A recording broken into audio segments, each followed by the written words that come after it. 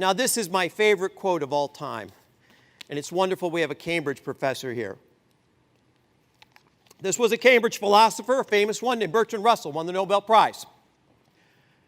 The whole problem with the world is that fools and fanatics are always so certain of themselves, but wiser people so full of doubts. Oh, my word. How you create is what you create. One of my favorite stories is I did something radical when I was a very young man. I was 25 years old. I had a PhD. I was a presidential scholar. So certainly I was going to go to an Ivy League school or do that. You know what I did? I went to work for a man with a $20 million pizza company. 5 years and $5 billion later, it was Domino's Pizza. I could hear the people at PepsiCo and Pizza Hut think. They were dull, drab, and awful. And it was a lot of fun building it. And you know why it was fun? Because everything that everybody else did was predictable. And what we did was different. Let me give you the big thing. You couldn't buy a Domino's Pizza franchise. I don't know if you know this. Back in the day when it was the fastest growing corporation in America, the 1980s, you had to go work for somebody who actually had a Domino's franchise and knew what they were doing. You had to be apprenticed. You had to learn to be a creative person.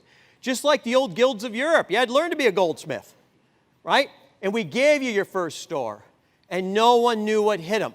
And what was even more interesting is people didn't know whether that was a real progressive thing or a real conservative thing to do, as if that ever even mattered.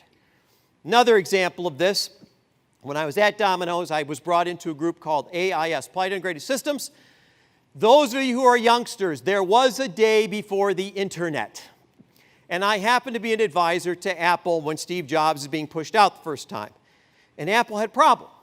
Apple couldn't create enough software to compete with Microsoft and IBM. So what did we do? We created an internal system called AppleNet, which became something called Connect, which became something called iTunes. And what it was a way to connect seekers and solvers. It was a way to engage a larger federation, a group of people, in order to create software in order to compete with other corporations. The notion was, even though these other businesses were in different businesses, they didn't create the same way. The notion is, are you willing to change the playbook? And in order to do that, you have to change the way you think about things. Even if you were to be your best self, if you were to try to use the bureaucracy to create radical innovation, what you would create is quality and efficiency at scale, and you would inadvertently destroy your forward position. And I'll talk about this later. So how you do something is what you do. And here it is, New Year's, a great example. Oh, I'm going to lose weight. How are you going to do it? I'm doing the secret diet. Oh, how's that going to work? I'm eating kale for 3 meals a day. First of all, 1 meal is enough, right? It tastes like an ashtray. It's terrible stuff, right?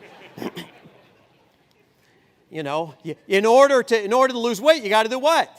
You got to build it into your lifestyle. You got to go to the gym. You got to eat slightly differently. How you create is what you create.